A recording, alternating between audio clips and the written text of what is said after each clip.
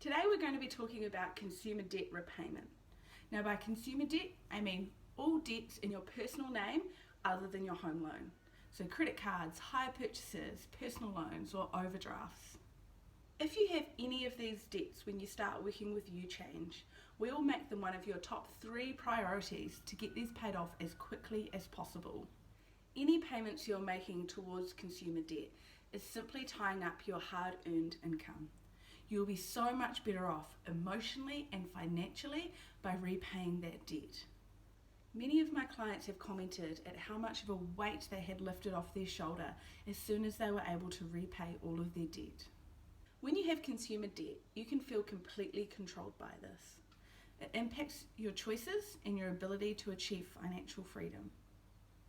This ongoing cycle of making a payment to your credit card and then needing to draw it back means you're often just not making any progress.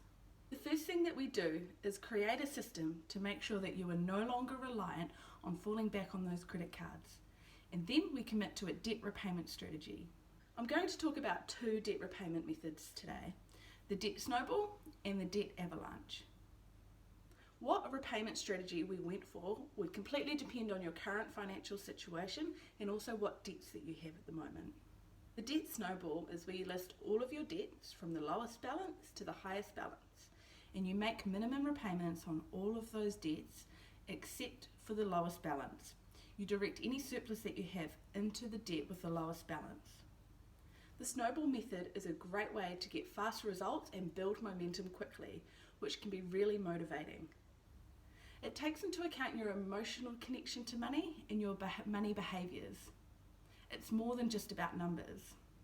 The debt avalanche is where you again list all of your debts, but this time you list them from the highest interest rate to the lowest interest rate.